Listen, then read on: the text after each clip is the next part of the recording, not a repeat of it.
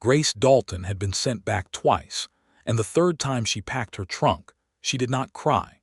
She had learned that tears were a luxury she could not afford, not in the year 1878, not in a world that measured a woman's worth by the man willing to claim her.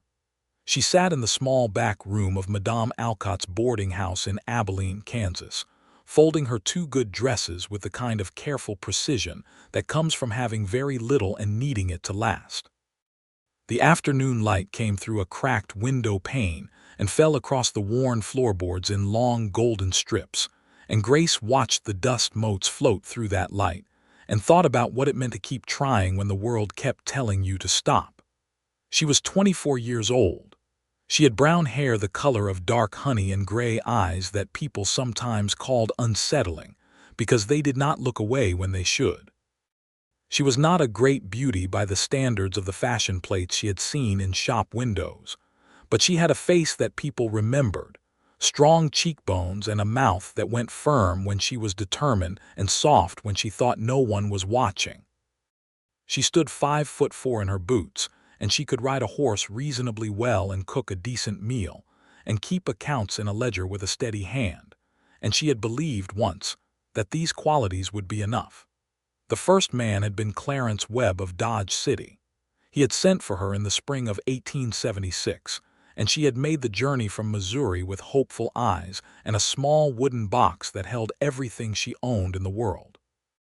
Clarence had taken one look at her at the station, turned to the man beside him, and said, clear as a church bell, that she was not what he had been led to expect. He had expected, apparently, a more biddable temperament and a lighter complexion, because his mother had certain preferences, and his mother, it turned out, ran his household and his life with an iron fist inside a lace glove. Grace had been put on the next eastbound train with $20 pressed into her hand, and a note from the matchmaking agency apologizing for the inconvenience. The second man had been Harold Pruitt of Newton, a cattleman with broad shoulders and a voice like rolling thunder. He had seemed, at first, to be exactly the kind of solid and decent man she had imagined when she lay awake in the boarding house dreaming of a life that belonged to her. He had been kind for 3 weeks. Then one Sunday evening over supper he had explained, in a calm and reasonable tone, that he expected a wife to have no opinions about the running of the ranch, no particular friendships with the women in town without his approval, and no interest in reading books that had not been selected by him first. Grace had set down her fork, folded her napkin, and told him with equal calm that she could not accept those terms. He had sent her back to the agency with a letter that called her willful and unsuitable for the domestic life of the frontier. She had not disagreed with the word willful. She had only disagreed with the idea that it was a flaw. And now here she was, in Madame Alcott's boarding house, waiting to learn whether the agency still had a placement for her or whether she would have to find some other way to build the life she still, stubbornly, believed was possible.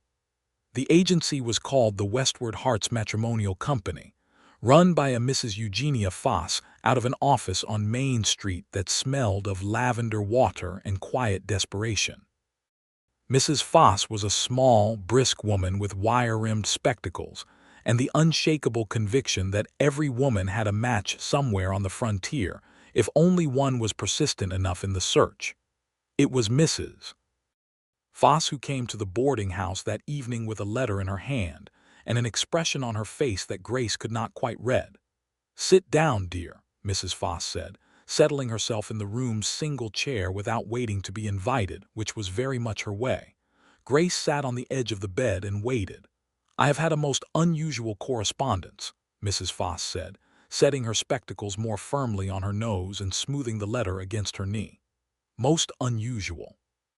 You will recall that I sent your particulars to a number of gentlemen in the territories last month, as we discussed." "I recall," Grace said. "Most of the responses were entirely unremarkable. 2 men expressed interest, but their letters suggested they were looking for a housekeeper more than a wife, and I have standards, whatever people may say about this business." Mrs. Foss straightened up with some dignity. But one letter came back that I have read 3 times and cannot decide quite what to make of. The gentleman's name is George Sawyer. He ranches outside a town called Red Creek in the Colorado Territory, about 60 miles south of Denver. He has 400 acres, a decent house, and by all accounts a solid reputation. Grace waited. There was something in Mrs. Foss's careful tone that told her the unusual part had not yet been spoken. "What is unusual, Mrs. Foss continued, is that Mr. Sawyer appears to have received your file, which included the full account of your previous placements and your letter of introduction, and his response addresses not the rejections but the letter itself. He says, and I will read you his exact words because I want you to hear them correctly." She unfolded the paper. He says, "I have read Miss Dalton's letter 3 times and found in it a clarity of mind and a steadiness of character that I have not often encountered. The fact that 2 men could not recognize the value of what they had tells me more about those men than it does about her. I would be honored if she would consider coming to Red Creek. I make no promises about perfection, but I promise to try to deserve her." The room was very quiet for a moment. Grace looked at her hands folded in her lap and felt something stir in her chest that she had carefully kept still for 2 years. She recognized it as dangerous and did not rush toward it. "He says he would like to correspond with her first," Mrs. Foss added, "if she is willing. He does not wish to summon her across the territory without giving her the chance to know something of him beforehand. He enclosed a second letter addressed directly to you." She held out a folded piece of paper. Grace took it with steady fingers and opened it. The handwriting was not elegant, but it was clear and deliberate. The letters formed with the patience of a man who took his time with things that mattered. "Dear Miss Dalton," the letter began, "I expect you are tired of being evaluated like a horse at a fair. I won't pretend I can offer you more than a hard life in a beautiful place and the honest effort of a man who means what he says. Red Creek is a small town with a good church, a decent school, and people who generally mind their own business when they are not being foolish about it, which is most of the time. My ranch is called the Sawyer place, and it has been in my family since 1861. I am 30 years old, I have 2 good horses and 1 ornery mule, and I can tell from the way you write that you are the kind of person who would rather have the truth than a comfortable story. So the truth is this: I am lonely in a way that the land does not fix, and I think maybe you understand that feeling, or you would not have tried twice already. Write back if you are willing. I will wait. Yours respectfully, George Sawyer." Grace read the letter twice. Then she folded it along its original creases and held it for a moment before she spoke. "I will write back," she said. She did not sleep well that night, but that was not a new thing, and by morning she had composed in her mind the letter she wanted to send. She sat at the small writing desk in the corner of the room as the sun came up over Abilene, turning the rooftops pink and gold, and she wrote to George Sawyer with the same honesty he had offered her.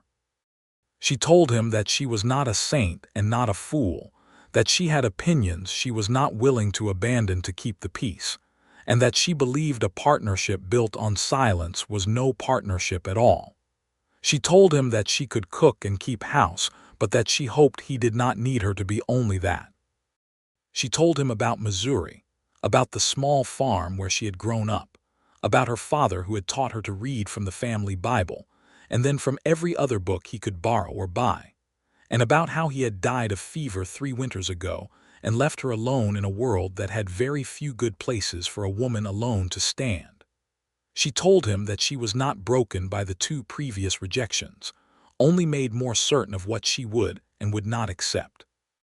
And she ended by saying that if Red Creek was half as beautiful as it sounded in his letter, she thought she might like to see it, and that she appreciated a man who understood the difference between the truth and a comfortable story. She sent the letter with the morning post, and then tried to go about the ordinary business of her days without spending all of her energy waiting for the reply. It came in 2 weeks. George Sawyer was not a man who wasted words, but the letter he sent covered 4 pages, which Grace suspected was a significant effort for him.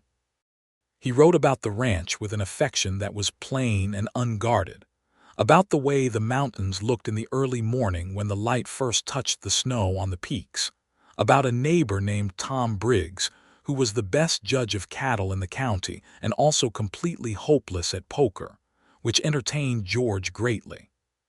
He wrote about his mother, who had died when he was 19, and his father, who had passed 3 years ago and left him the ranch and a set of values that he was doing his best to live up to. He wrote that her letter had made him laugh in a good way, specifically the part about not being broken, and that he was glad of it, and that he thought a person who was clear-eyed about their own worth was generally better company than one who had been made small by other people's opinions. He asked if she would come, not as a summons but as an invitation. He said that if she came and found the situation not to her liking, she would be under no obligation, that he would see her settled safely, and would not hold her to any agreement she had not made with full knowledge. He said that Red Creek had a good woman named Pearl Avery who ran the general store and who would be glad to help her find her footing if she needed someone to lean on before she had decided anything. Grace read the letter sitting on the edge of the bed with the afternoon light coming through the cracked window pane again, and this time she did not notice the dust motes. She wrote back the same evening. She said yes. The journey from Abilene to Red Creek took 4 days by train to Denver, and then a hired coach south through country that grew steadily more dramatic and less forgiving as the miles rolled past. Grace sat with her trunk in the baggage car and her small bag on the seat beside her, and watched the plains open up into something wilder and more vertical, the mountains rising ahead of her like a promise that had not yet been broken. She had never been this far west. The air changed as they climbed, becoming thinner and cleaner and carrying a cold edge even in the August heat that made her feel, obscurely, more awake than she had been in years. The coach driver who took her the last 60 miles was a sun-weathered man named Collins who had very little to say for the first 20 miles and then began, somewhere near a crossing called Ridley Ford, to talk about Red Creek with the easy familiarity of a man who had driven the route 1,000 times. He told her about the Brannigan brothers who ran the feed store and were always arguing about everything, and about the school teacher, Miss Helena Marsh, who had come from Philadelphia 2 years ago and was doing something remarkable with the children of the territory, and about Pearl Avery, who turned out to be exactly as formidable and kind as George's letter had suggested. "You heading out to the Sawyer place?" Collins asked, with the directness of a man who had no time for circumlocution and no reason to pretend. "I am," Grace said. "Good man, George Sawyer," Collins said, and then was quiet again for a while. "Lost his brother 2 years back, fever. It took something out of him, that did. But he is the kind of man who carries a weight without letting it crush what is underneath. You will see what I mean when you meet him." Grace filed this away and said nothing, but the information settled into her chest alongside everything else she was carrying. Red Creek was smaller than she had imagined and more beautiful than she had expected. It sat in a valley below the mountains with a river running along its western edge, the water bright even in the fading afternoon light when the coach pulled down the main street. There was a church with a white steeple, a schoolhouse with a yard still bearing the marks of children's boots, a general store, a saloon that was quieter than the ones in Abilene, a blacksmith, and a scattering of houses with small gardens that showed the effort of people trying to make permanence out of difficult ground. The coach stopped in front of the general store. Grace climbed down with her bag, and Collins handed her trunk down from the roof with careful hands, and she stood in the street in the amber late daylight and looked around at the town that might become her home. She was looking for a man she had never seen, and she found him before he found her. He was standing by the post at the corner of the general store, not quite leaning against it, more as though he had come to stand there to steady himself, and was not sure he needed the steadying after all. He was tall, perhaps 6'1", with broad shoulders and dark hair that was a little too long and a hat that had seen several hard winters and endured them. He had the kind of face that the sun and wind worked on, a face with lines that told of squinting into distance and weathering change, but it was not a hard face. It was a face with patience in it, and something watchful, and something that she recognized in an immediate and wordless way as a kind of honesty. He saw her at the same moment she saw him, and she watched something move across his features that she thought might be relief. He walked across the street with a steady, unhurried stride and stopped a few feet from her and took off his hat, which was exactly the right instinct. "Miss Dalton," he said.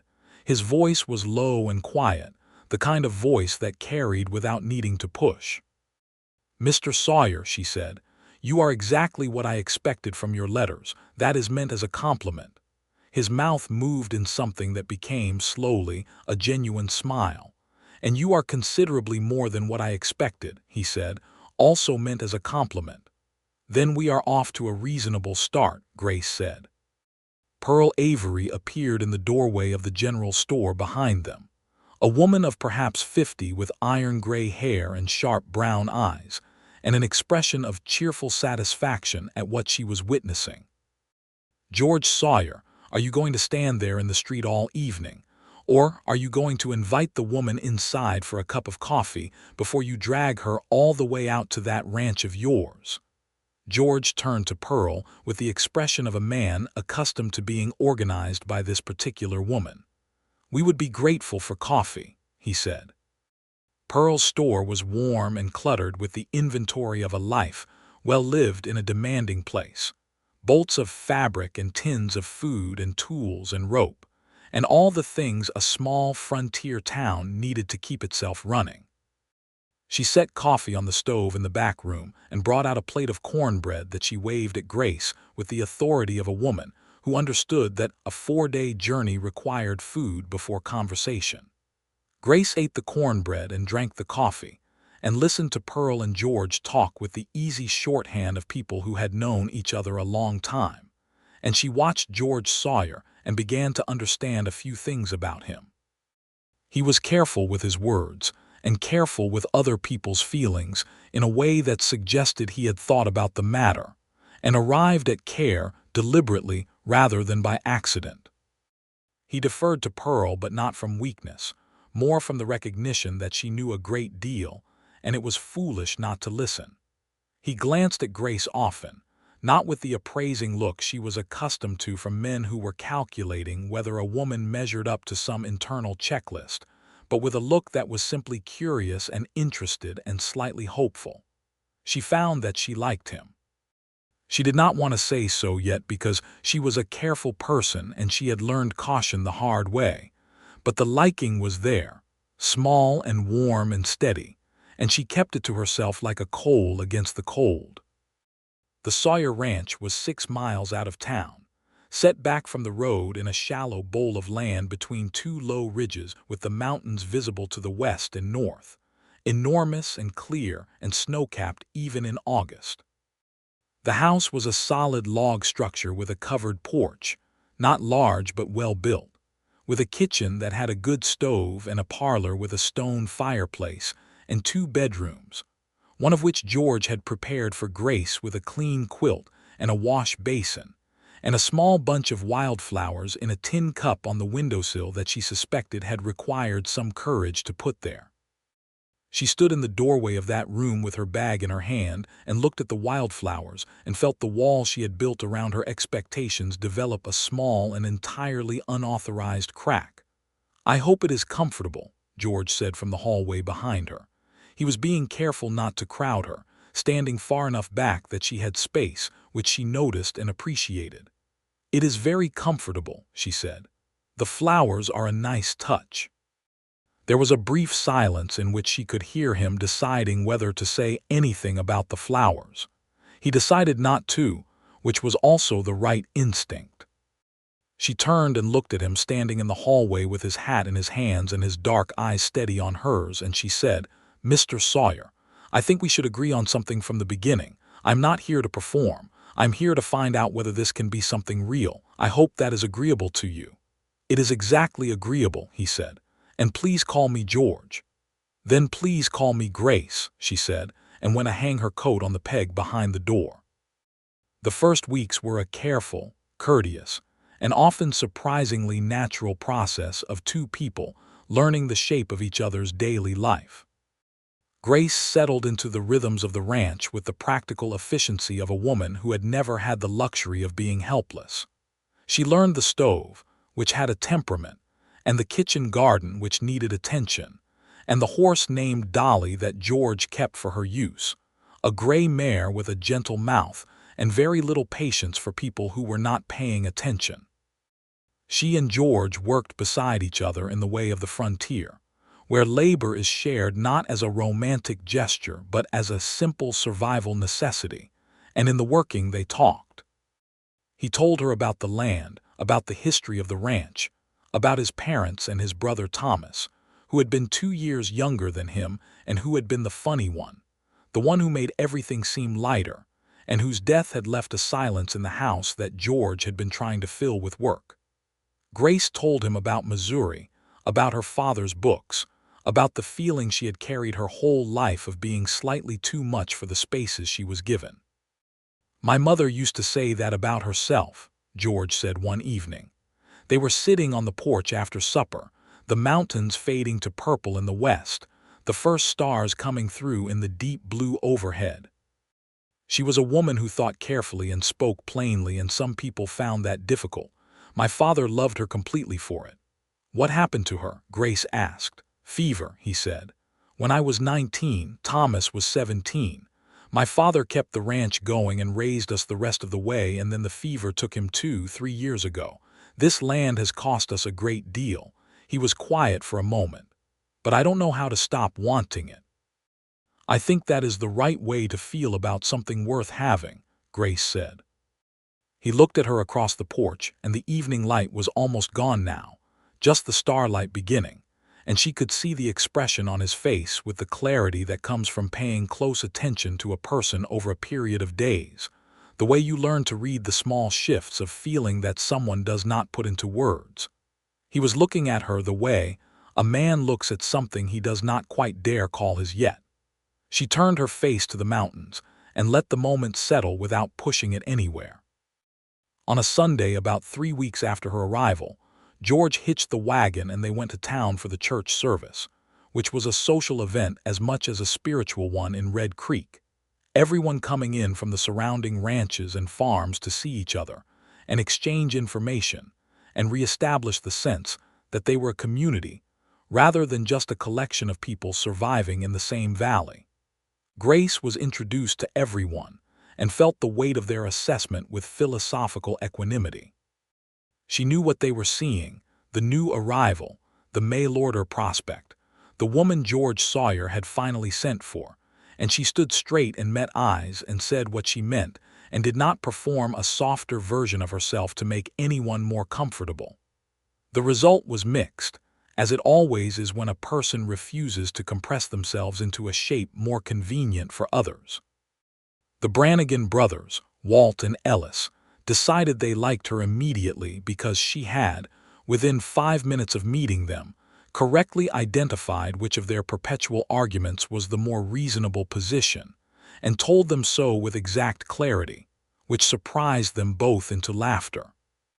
Pearl Avery, who had already made up her mind about Grace, introduced her to Helena Marsh, the schoolteacher from Philadelphia, and within 10 minutes the two women were deep in a conversation about books that made George, watching from across the churchyard, smile in a way that the people who knew him well noticed and remembered. There was one moment of difficulty.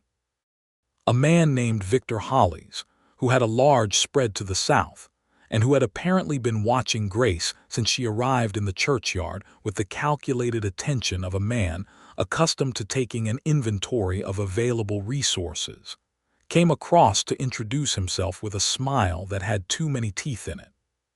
He was perhaps 45, broad-faced, well-dressed for Red Creek, and he spoke to Grace with a brand of careful condescension she had learned to recognize, the kind that compliments while diminishing, telling her she was a fine-looking woman while his eyes said that fine-looking was the only significant category. "You must find the Sawyer place a little rough," he said, with the smooth confidence of a man who has never been told no. "I have a considerably larger establishment if ever you wish to see what this country can really offer." Grace regarded him with her gray eyes and said, with perfect pleasantness, "Thank you, Mr. Hollis. I find the Sawyer place exactly what I was looking for, which is a home and not an establishment." Victor Hollis smiled thinly and moved away, and George, who had come up quietly during the exchange and heard the last part of it, was standing close enough that Grace could see his expression, which contained equal parts admiration and the suppressed desire to say something to Hollis that would not be appropriate outside a church. "You did not need me there," George said. "No," Grace agreed. "But I am glad you came anyway." They rode home from church in the wagon with the mountain air clean around them and the Sunday quiet of the valley, and somewhere in the middle of that ride Grace realized that she had been happy for the past several hours without noticing it, the way you notice weather only when it changes. October came down from the mountains with color and cold, the aspens turning gold along the ridges and the air taking on a bite that made the stove and the fireplace no longer optional. Grace baked bread on Tuesday mornings and the smell of it filled the house, and she took to sitting in the parlor in the evenings with a book while George worked on the account ledger or repaired tack, and they talked or were quiet in equal measure and both seemed to suit them. One evening she looked up from her book and found him watching her with that careful, unguarded expression she had come to know, and she said, "You are staring, George." "I know," he said. "I apologize." "You do not have to apologize," she said. "I am just noting it." He set down the piece of leather he had been working on and looked at her directly in the way she had come to understand, was his version of deciding to speak honestly. "Grace," he said, "I think you know that I have come to feel something considerable for you. I am not a man who speaks easily about this kind of thing, but I believe you deserve to know it plainly rather than to have to guess." Grace closed her book.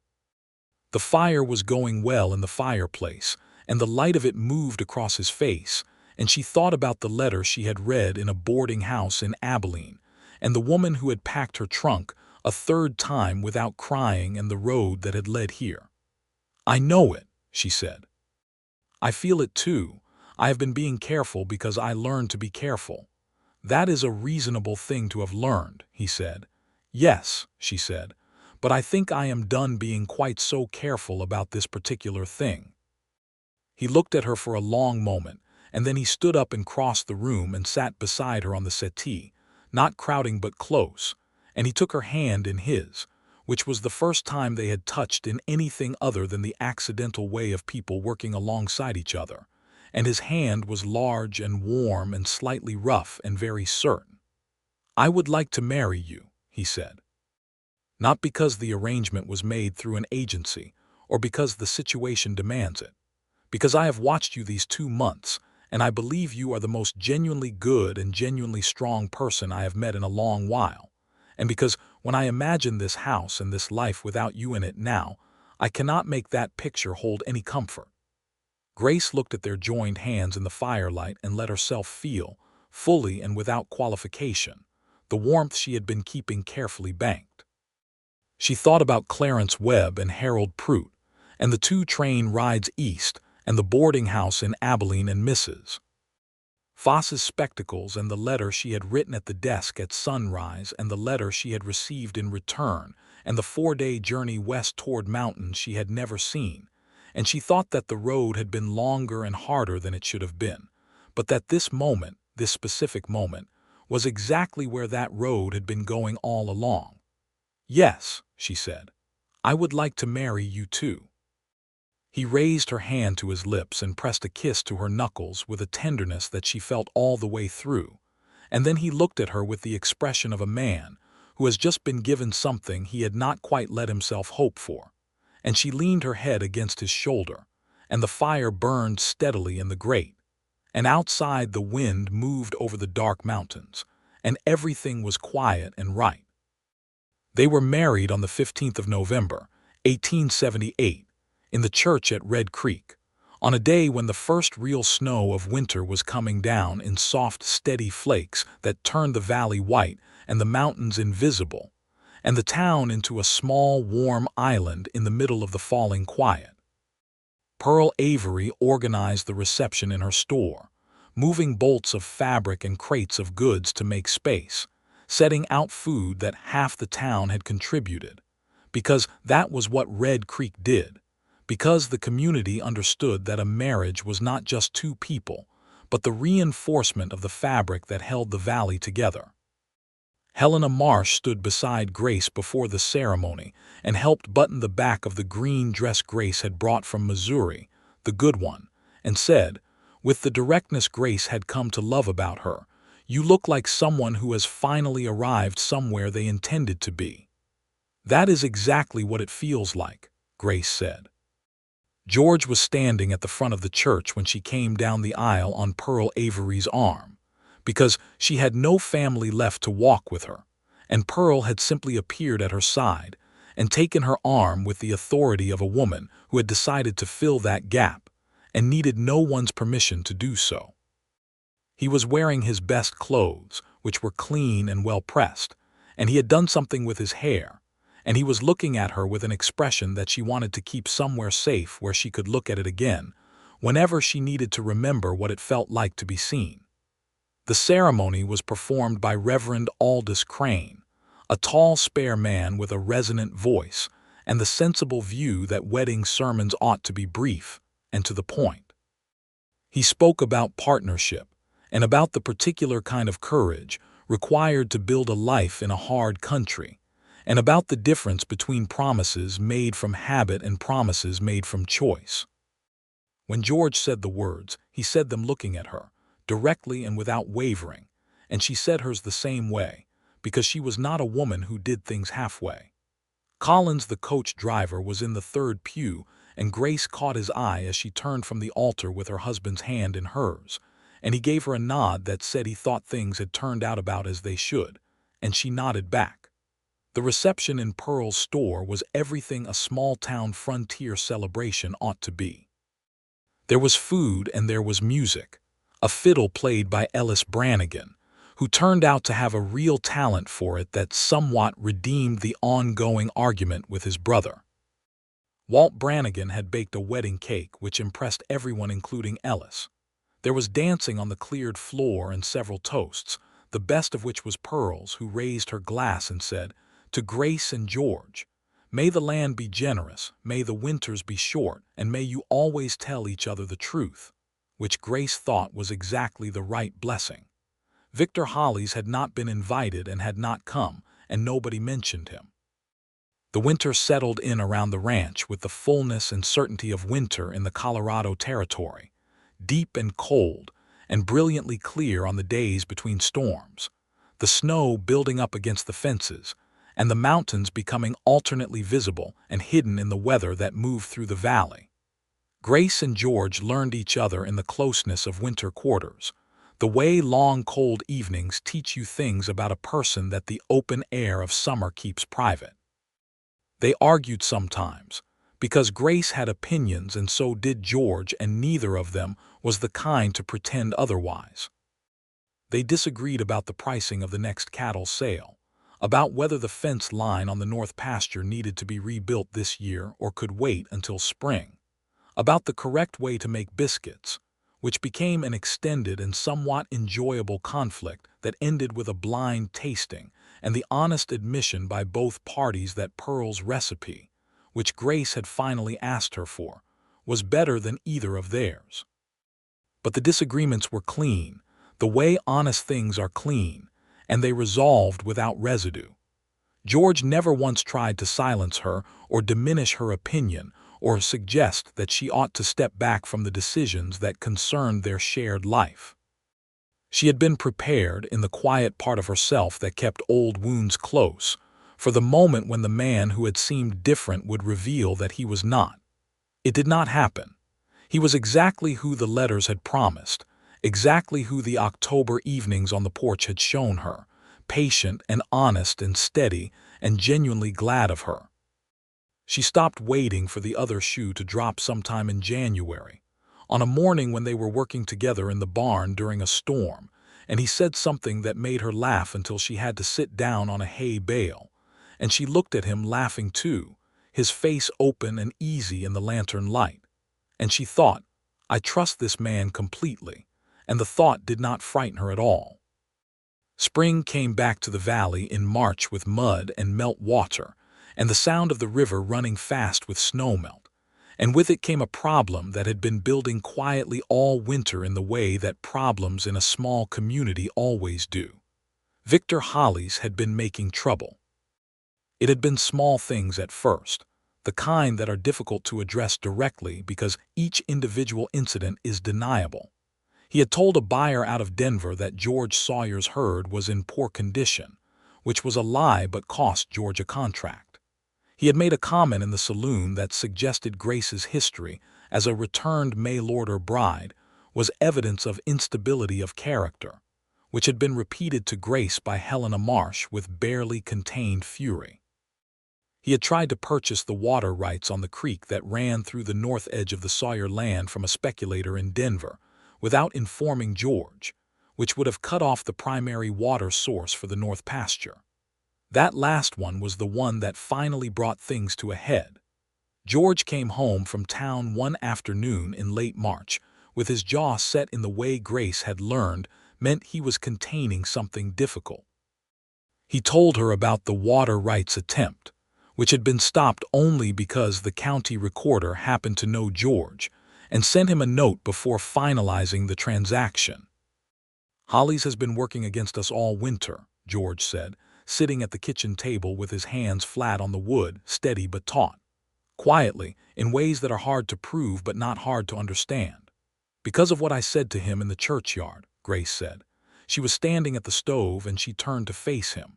Maybe that was part of it, but I think Hollies is the kind of man who sees anything he cannot control as a problem to be solved. George looked at his hands. I don't want to make a war of this, but I cannot let him cut our water. No, Grace agreed. You cannot, and you will not have to.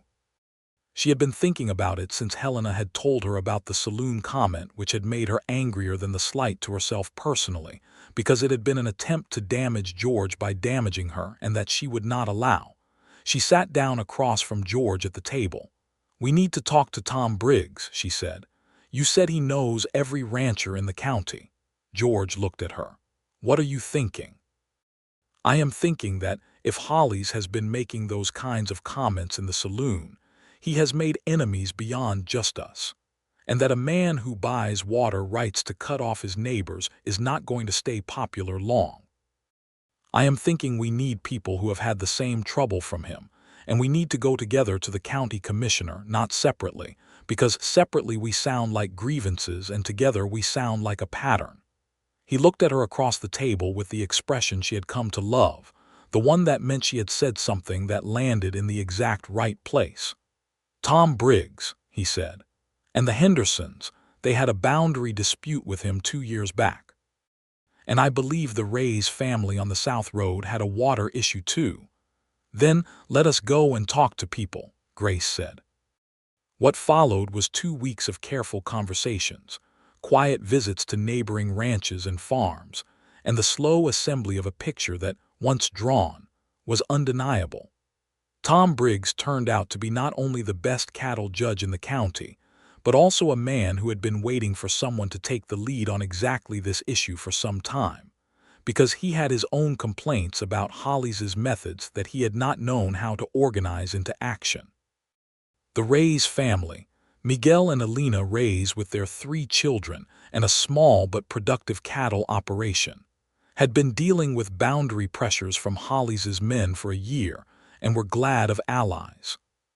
The Hendersons, a couple in their 60s who had been in the valley longer than almost anyone, confirmed the boundary dispute and added 2 others Grace had not yet heard of. Grace organized the meeting. She wrote the letters, drafted the formal complaint to the county commissioner, and sat at the Sawyer kitchen table night after night with a lamp burning and a clear head, making sure the language was precise, and the facts were laid out in a sequence that could not be misread or dismissed. George sat beside her on many of those evenings, reading what she wrote and offering what he knew about the specific legal questions, and watching her with a steady, admiring attention that he did not try to hide. "You are remarkable," he said one night, not as a compliment designed to be said, but simply as a statement of what he was observing, "the way you note the weather." She looked up from the paper. "I am organized," she said. "It is not the same thing." "It is in this case," he said. The complaint was filed in early April. The county commissioner, a man named Josiah Prentice who had a reputation for fair dealing and a low tolerance for bad actors, took 2 weeks to investigate and then issued a formal ruling that restated the water rights, voided the speculative purchase Hollies had attempted, and noted on the public record a pattern of behavior that was consistent with bad faith dealing in land and water disputes, which in the language of the territorial legal system was about as close as you could get to calling a man a cheat in writing. Hollies was not prosecuted and was not run out of the county because the law had its limits and the evidence for criminal action was not sufficient. But the public record did its work. The buyer from Denver who had dropped George's contract reestablished contact. The saloon stopped being a place where comments about Grace went unchallenged because Tom Briggs was a man people listened to, and Tom Briggs had made his views plain. Holly sold his south pasture to the Henderson family the following year and reduced his operations considerably. He was not seen much at community events after that. Whether this was shame or simple retreat was a matter of some discussion at Pearl's store, but either way it was an outcome that left the valley easier to live in. On the evening after the commissioner's ruling came through, Grace and George stood on the porch of the ranch house as the spring sunset turned everything rose and gold, and the mountains were perfectly clear in the distance, every line sharp against the pale sky. "Thank you," George said. He was standing beside her with his shoulder almost touching hers. "It was a shared thing," she said. "Grace," he said. His voice had the quality of a man who has been carrying something careful and is now deciding to put it down. He turned to face her, and she turned to face him. "I want to tell you something that I have been thinking for a while. When I wrote that letter to Mrs. Foss's agency, I was not certain I believed any of it would come to anything. I had been alone a long time, and I had gotten used to the idea that this was what my life would be. I wrote the letter because Tom Briggs told me I was making the ranch into a monastery and that it was not healthy, and because I was lonely in the particular way you can only be when you have a home you want to share with someone and no one to share it with." He paused and looked at her with his dark eyes very steady. "And then your letter came, and I read it and I thought, there is a person who actually says what she means. And I read it again and I thought, I would like to know this woman. And I read it a third time and I thought, I would like to ask her to come here, not because I need a housekeeper or because the agency expects it, but because there is something in what she writes that I want in my life." He stopped. "I just want you to know that I knew from the letter. Everything since has only been confirmation." Grace looked at him in the last of the sunset light. She thought about what it meant that she had been sent back twice. She thought about the women she knew who had been diminished by rejection, had let it rewrite their understanding of their own worth. She had refused to do that, not because she was not hurt by it, but because she had known somewhere deep and certain that the rejection was about those men and not about her. She had kept herself intact through 2 failures because she believed that who she was deserved to be met by who the right person was, and that anything less was not a solution but a surrender. She reached up and touched his face with one hand, the line of his jaw that she had come to know, and he turned his face slightly into her palm the way people do when they are receiving something they had stopped expecting. "I knew from the letter too," she said, "or I hoped from it. The knowing came in November when you put wildflowers in a tin cup." He laughed, quiet and warm, and pulled her to him, and held her there in the last of the evening light with the mountains behind them, and she rested her face against his chest and listened to his heartbeat, steady and sure. Summer came back to Red Creek that year with generosity. the grass coming up strong and the cattle doing well and the garden at the ranch producing more than Grace had hoped. She and Helena Marsh had become real friends by now, meeting on Sunday afternoons when Helena was free from school preparation, and walking along the river with their shoes off on the hot days, talking about books and about the particular challenges and satisfactions of life on the frontier, as a woman who had chosen it by some combination of necessity and preference. Helena talked sometimes about the injustice of it, the narrowness of the choices available to women who had no family money and no natural protectors, the way the whole structure of the West was built on the assumption that women would arrive as wives or leave as failures. "The system treats us as if we are resources to be allocated," Helena said one afternoon, sitting on a rock with her feet in the cold water, rather than people making choices. "Yes," Grace said. She was sitting beside her, watching the water run over the stones. "I was sent back twice by men who found me unsuitable because I was not willing to be less than I am. I do not accept that this reflects poorly on me." "It reflects extremely well on you," Helena said with conviction. "The question is why the system requires women to prove their own worth within a framework that was never designed to recognize it." "The system is not all of it," Grace said. "There are good men in it who behave like people instead of like property owners.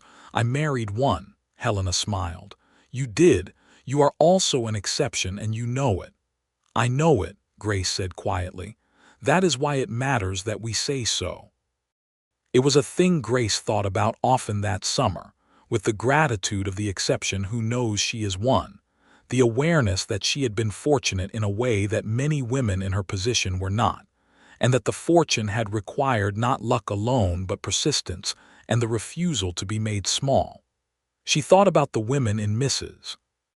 Foss's files, the ones who had been sent back and had not written George Sawyer's kind of letter and had not found George Sawyer's kind of answer, and she thought about what could be made better in the world for those women, and she filed the thought away for later. In September, Grace told George that she was expecting their first child. She told him in the kitchen in the morning, before she had quite decided how to say it, because she was not a woman who could carry a significant thing in silence for long. She simply looked at him across the breakfast table and said, "I believe we are going to have a child in the spring." The expression that went across his face was one she had not seen before, or rather she had seen its components, the steadiness and the warmth and the barely contained feeling, but never all of them together at once in this proportion, never with this particular light behind them. He stood up from the table and came around it and took her in his arms and held her close, and she felt him breathe, deep and deliberate, the breath of a man receiving something he had not known he was waiting for. "Are you well?" he asked, which was the first thing he said, and it was exactly the right first thing. "Very well," she said, "strong and well." "Good," he said. He did not let go. "Good." Pearl, when she was told, produced a sound of profound satisfaction, and immediately began knitting. Helena was overjoyed in the direct, intellectual way she was overjoyed by things, declaring it wonderful and immediately recommending 3 books on child development that she had brought from Philadelphia. Tom Briggs shook George's hand 3 times in a row at their next meeting, which was more physical expression of feeling than anyone had ever witnessed from Tom Briggs, and became something of a local legend. The baby came at the end of March, 1880, when the valley was just beginning to come out of winter, the first green showing in the south-facing hollows, and the river running high with snowmelt. It was a long labor and a hard one, attended by Pearl and the doctor who came out from Denver at George's insistence, a young man named Harrington who was competent and careful and respectful in exactly the way Grace required. The baby was a boy. George was sitting outside the bedroom door for hours, and when Dr. Harrington opened the door and told him it was a boy and that Grace was exhausted but entirely well, he put his face in his hands for a moment, and his shoulders moved in a way that he would later, if asked, describe as the adjustment required by a large amount of information arriving at once. He came into the bedroom and sat on the edge of the bed, and Grace was propped against the pillows holding a small red-faced bundle, who was already doing the furious, purposeful thing that newborns do. And she looked at George with gray eyes that were tired and absolutely incandescent, and she said, "Come and meet your son." George held the baby with the careful precision of a man handling something that matters beyond calculation. The baby looked up at him, or in his direction, with the unfocused and deeply serious attention of the very newly born, and George looked back with an expression that Grace decided she was going to keep somewhere permanent in her memory. "William," George said quietly, looking at the baby. They had discussed names. "William Thomas Sawyer, Thomas for his brother." "Yes," Grace said. "Hello, William." William Thomas Sawyer was not a quiet baby, but he was a good one, meaning he was robust and loud and hungry, and made his needs known with considerable efficiency. And he slept in the cradle that George had built in the bedroom, and grew at the rate that healthy babies grow and became, over the spring and summer of 1880, the center of gravity of the ranch in the way that new life always is, everything orienting around him without anyone deciding to let it happen. Grace nursed him, and George walked the floor with him in the small hours, and Pearl Avery visited so often that she essentially became a fixture, arriving on Tuesday and Thursday afternoons with more knitted items and a seemingly inexhaustible supply of practical wisdom about the management of infants. Helena came on Sundays and read to William from picture books she had brought specifically for the purpose, maintaining firmly that it was never too early to begin. The Ray's family came to visit when William was 6 weeks old, Alina carrying a beautiful quilt she had made, and their eldest daughter Maria, who was 8 and fascinated by the baby, stood beside the cradle for an hour making a series of faces at him in an attempt to produce a smile that was, Alina told Grace privately, more determined than any scientific investigation she had witnessed. These people had become something. Not just neighbors, but the kind of friends who show up, without being asked, and stay as long as they are needed and leave only when they are sure you do not need them anymore. The community that had watched Grace arrive with some uncertainty, and had then watched her quietly help hold together a situation that had been fraying under Holly's pressure, had made its mind up about her. She was Red Creek's now, as much as the church or the river or the mountains, and she felt it, the belonging, which was not a small thing for a woman who had been sent away twice. The second child came 2 years later in the autumn of 1882, a girl this time, and they named her Me.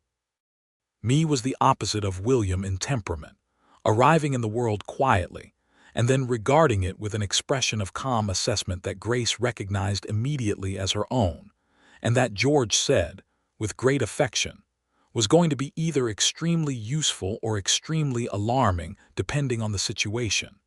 Me slept well and fed well and lay in the sunshine on her blanket in the garden, with a contentment that seemed almost philosophical. William, who was 2.5 by then, regarded her with the complex mix of territorial suspicion and sudden overwhelming tenderness that older children sometimes feel for younger ones, and on the third day after Me's birth, was found sitting beside her cradle holding her hand with an expression of absolute solemnity that Grace made sure to remember exactly.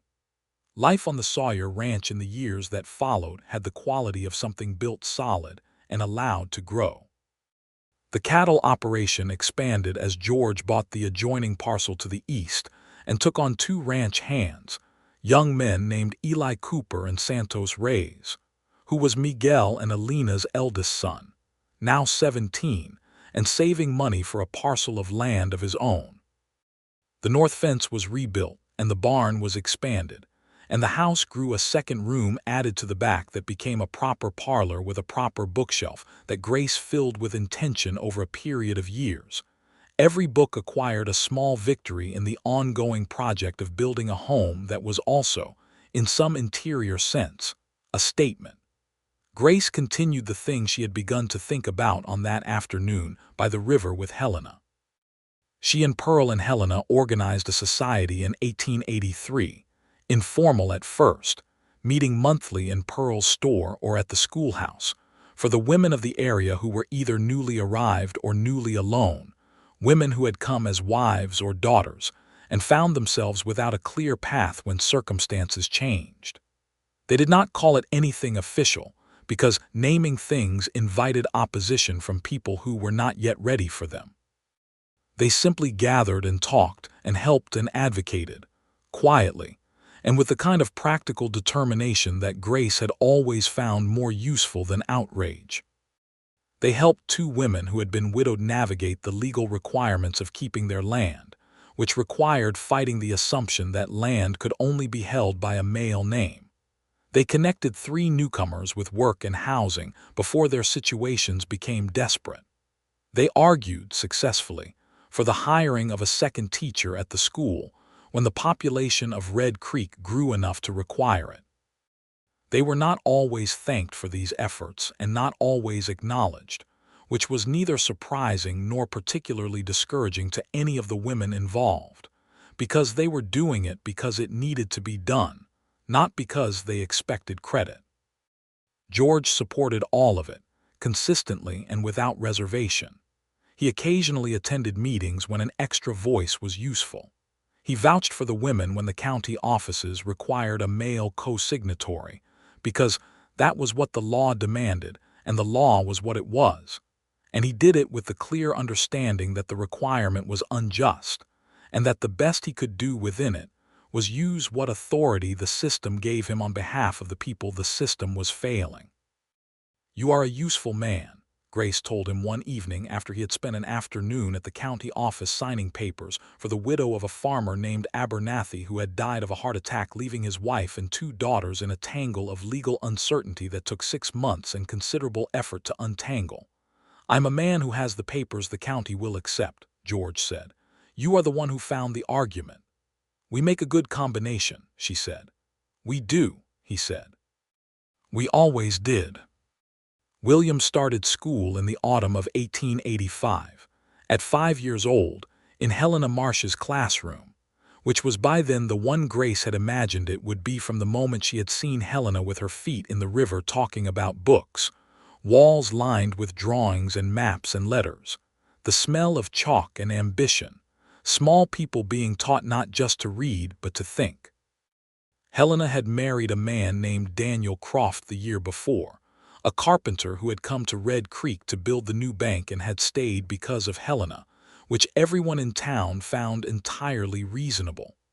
They had a daughter now, Eleanor, who was Me's closest friend by the time she could walk. George came home on a Thursday afternoon in the November of 1885 to find Grace sitting in the parlor with an expression he had learned to read over the years, the expression of a woman who has been thinking something through for a long time and has arrived at a conclusion. "What is it?" he said, coming in and setting his hat on the peg. She looked up at him. "Mrs. Foss wrote to me," she said. He came and sat across from her, attentive. "She is retiring," Grace said. "She is going to close the agency." She paused. "She wrote to ask if I would consider taking it over, running the correspondence, making the matches, managing the whole business." "And what do you think?" George asked. He did not say it would be difficult or point out the practical complexities, or in any other way place his judgment between her and the consideration of the possibility. He simply asked. "I think she did something important in a flawed way," Grace said slowly, "because the agency was structured around convenience for the men, and that made the women vulnerable. And I think if it were done differently, if it required the men to answer for who they were before a woman was sent to them, if it involved real correspondence and real transparency, it could be something better." She looked at him. "I also think I would be good at it." "You would be extraordinary at it," George said without hesitation. She smiled at him, the slow, warm smile that she knew he had always watched for. "I told her I would think about it and write next week," she said. "But I believe I am going to tell her yes." She took over the Westward Hearts Matrimonial Company's operations in January 1886, rewriting its protocols in the first month with the cold clarity of a woman who had been on the receiving end of its failures. She required every man seeking a placement to provide 3 references, and a full written description of what he was genuinely able to offer and genuinely expected in return. No comfortable stories. She required that all women be given complete information about each potential match before any commitment was made. She established a rule that no woman could be placed at a greater distance than she had been given honest information about beforehand. And she began something Mrs. Foss had never done, writing to the women in her files not just with match proposals, but with information, with resources, with the names of people in their destination towns who could be trusted, and the names of legal advocates who worked with frontier women. It was more work than she had expected, and she loved it with a focus that surprised her only because she had not known precisely that this was the shape of the thing she had been building toward. George managed the ranch and the children and the household with a quiet competence that Grace recognized as love expressed in practical terms, and when she asked him if it was too much he said, with the directness she had always valued in him, that nothing about her flourishing was too much, and that he would rather have a full life with her in it than a manageable one without her all the way in it. "You have always said the right thing," she told him. "I have always meant the right thing," he said. "That is easier." On the evening of their 10th anniversary, in November of 1888, George hitched the wagon after supper and told the children, who were old enough by now to be amused by their parents' occasional inexplicable rituals, that they were going for a drive and that Santos Reyes would look in at 9 o'clock to make sure they were in bed.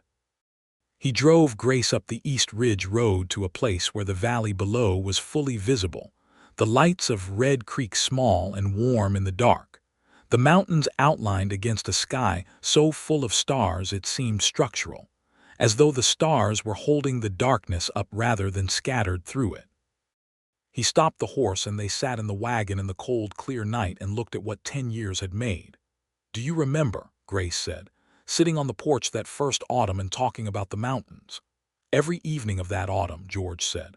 "I did not tell you then," she said, "but I knew by that point that I was going to stay, not because the agency had sent me or because of any arrangement, because I was sitting on that porch with you and the mountains were there and I thought, this is the place. This is the person. I knew it and I was frightened by it and I kept it to myself." "I knew it too," he said. He was looking at the valley lights. "I was frightened by it too." The wanting something too much is frightening. "Yes," she said, "but we were not too frightened to go toward it."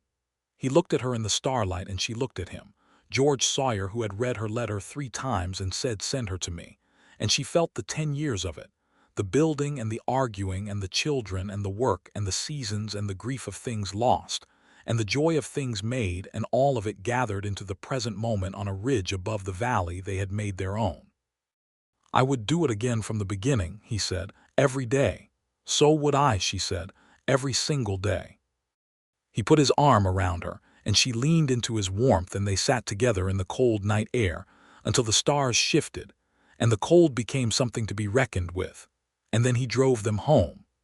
Home was the ranch house that had a proper parlor now and a shelf of books, and a kitchen that smelled of bread on Tuesdays and of something good most other days. Home was William, 10 years old and serious and passionate about horses, and already talking about which parcel of land he would work someday. Home was me, 8 years old and calm and clear-eyed and reading at a level that made Helena, who was her teacher, produce expressions of complicated professional delight.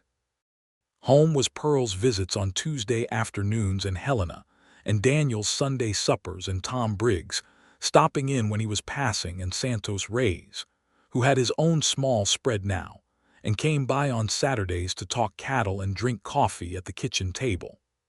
Home was the letter she had written at a small desk in Abilene as the sun came up, and the life she had not stopped believing was possible, even when the world kept trying to tell her it was not.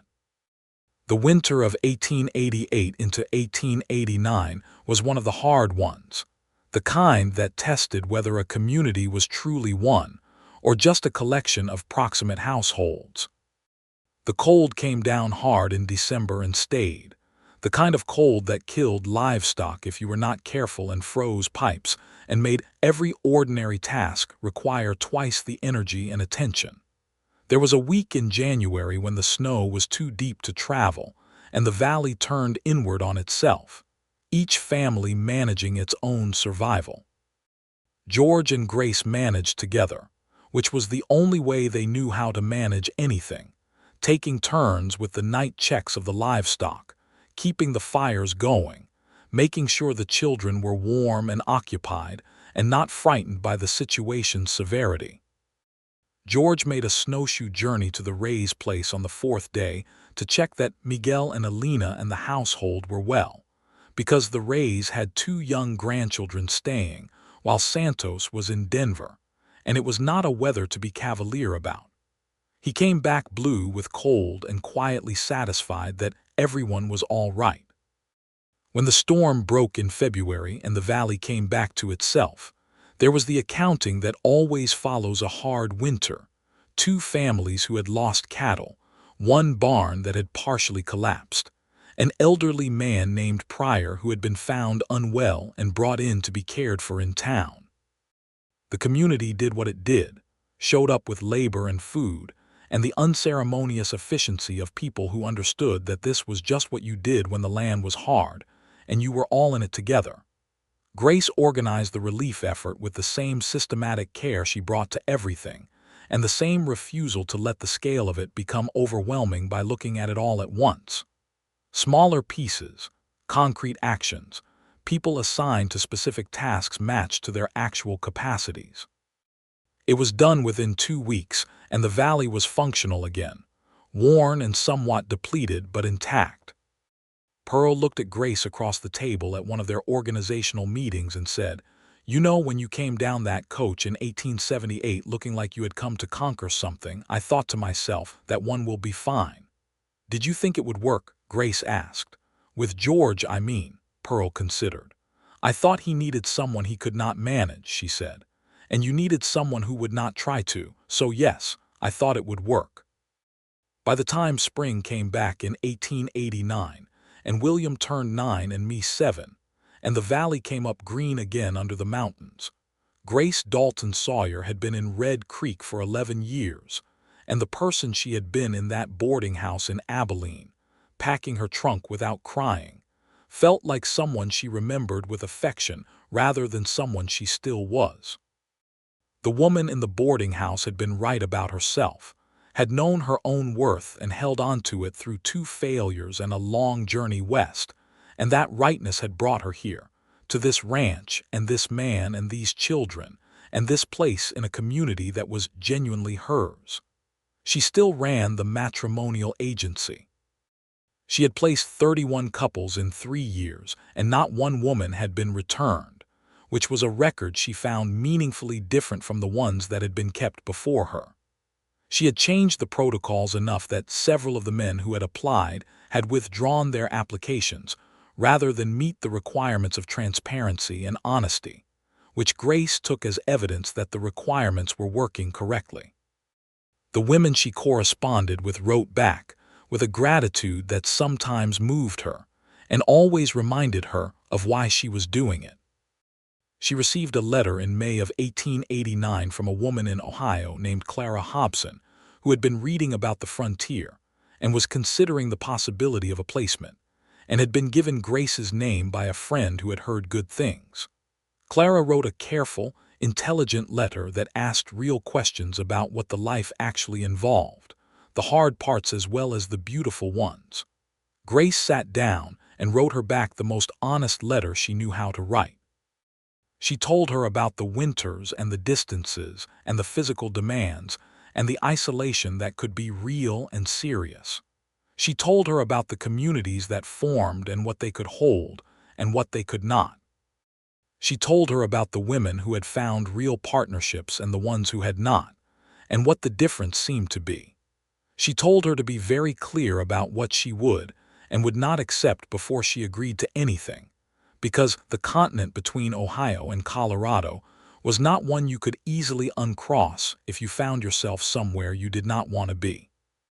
And then she told her about Red Creek, the way the mountains looked in early morning, and the way the river sounded in spring, and the way the valley turned gold in October, and about the people who had become, over 11 years, her people, and the life that had been built here that was harder and better and more genuine than anything she had imagined in Missouri.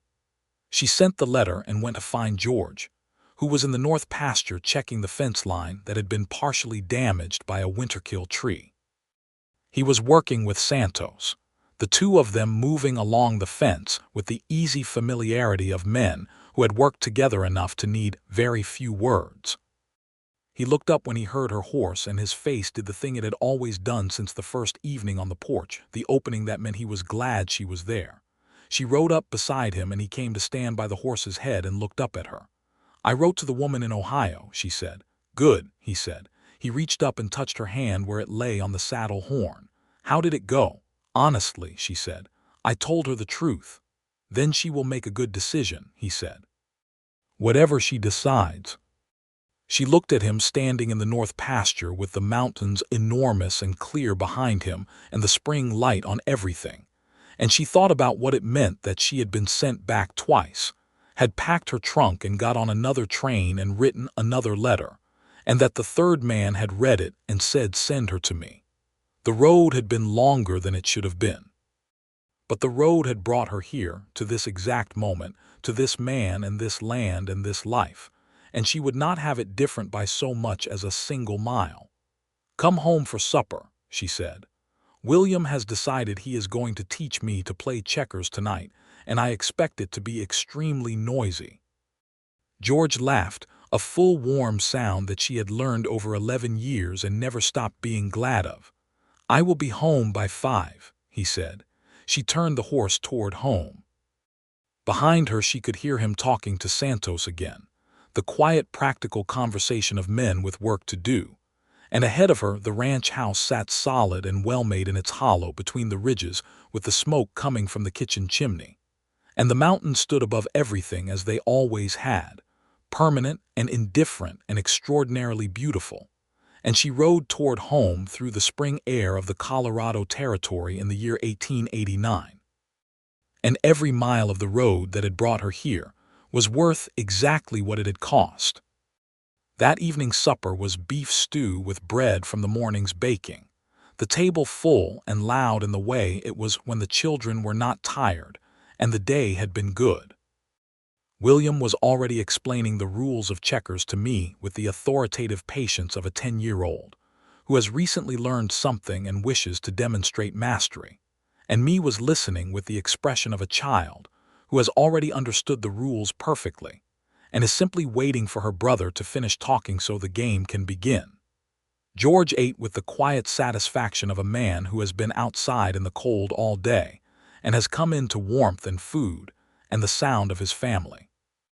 After supper the checkers game began and lasted an hour and was, as Grace had predicted, extremely noisy, primarily because William discovered about 20 minutes in that me was considerably better at checkers than he was, which he found instructive and somewhat challenging. George watched the game from his chair by the fire with an expression of settled contentment. When the children were in bed and the house was quiet, George and Grace sat by the fire as they had since that first autumn, and the room was warm and the night was clear outside, and everything that needed to be said had been said over 11 years, and everything that remained to be said would be said over the years to come. "It is a good life," George said. "It is the best life," Grace said, "and we built it ourselves." He reached across and took her hand, and she held his hand in the firelight, and outside the mountains stood in the dark as they always had, and the Colorado Territory settled into its spring night around the Sawyer ranch, and everything was as it should be, closed and whole and right. The agency continued to grow through the following years, and Clara Hobson from Ohio wrote back to say she had decided to make the journey west, and Grace arranged her placement with a careful and gentle rancher outside of Fort Collins who had impressed her with his honest and thoughtful correspondence. And Clara's first letter from Colorado was 2 pages of wonder at the mountains and cautious happiness at the life beginning around her. and Grace read it at her desk in the parlor and felt the particular satisfaction of a person who has found a way to make useful the thing that once hurt them. William grew tall and certain like his father, and by 16 was doing a man's work on the ranch, and talking about the parcel to the north that came up for sale that year, already planning. Me grew into her quiet watchfulness and her mother's directness, and announced at 13 that she intended to be a teacher like Helena, which Helena received with professional pleasure and Grace received with the deep gladness of a mother watching a child know their own mind. George turned 40 in 1888, on a day when the valley was in full summer glory, and the ranch hands, and the neighbors and Pearl and Tom Briggs, and the Ray's family and Helena and Daniel, all arrived for a supper that had been organized by Grace with the same practical thoroughness she brought to everything. George stood on the porch in the evening looking at the people gathered in his yard and his wife beside him and his children moving through the crowd, and he said quietly, so that only Grace could hear, that this was more than he had known to want, and she said, so that only he could hear, that it was exactly what both of them had deserved all along, and that she was glad they had not settled for less. Red Creek in those years was growing, the population increasing as more families found their way to the valley, a new doctor's office built on the main street, the school expanded to 2 full classrooms, a small newspaper started by a young man from back east who was earnest about it in a way that sometimes ran ahead of his experience, but was generally for the better. Grace wrote a column for it occasionally, practical advice for women arriving on the frontier, the real information she wished she had been given, and it was read widely and discussed, sometimes uncomfortably, but mostly with the recognition that truth was more useful than comfort. There was an evening in the autumn of 1890 when Grace was at her desk finishing the month's agency correspondence and George came in from checking the horses and stood in the doorway of the parlor watching her work, and she looked up and said, "What is it?" And he said, "Nothing. I am just looking at you," and she said, "You have been just looking at me for 12 years, and he said, "I know. I expect to be doing it for at least another 40. And she shook her head and smiled and turned back to her letters, and the fire was warm, and the house was quiet with the deep quiet of a home that is genuinely at rest.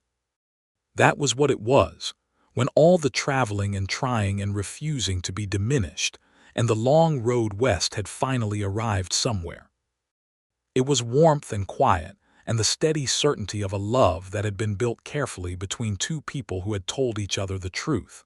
A love that did not need to be anxious, because it was founded on real things, on respect and partnership, and shared labor and genuine delight in the other person's presence, and the accumulated knowledge of years of being fully known and fully valued. Grace Dalton had been sent back twice, and the third man had read her letter and said, "Send her to me." And what that third man had said sent her to was not just a ranch in a Colorado valley, or a community in the mountains, or even the work she had found that mattered. What it had sent her to was herself, the fullest and most complete version of herself that a person can only become in the presence of someone who sees them clearly and chooses them completely. The mountains stood over Red Creek as they always had, ancient and indifferent and enormously beautiful, and the valley went on being what it was, hard and generous and full of the ordinary extraordinary work of people making lives from difficult material. And the Sawyer ranch sat in its hollow between the ridges with the smoke rising from its chimney and the sound of its family inside, and everything resolved and whole and fully, peacefully, irreversibly right.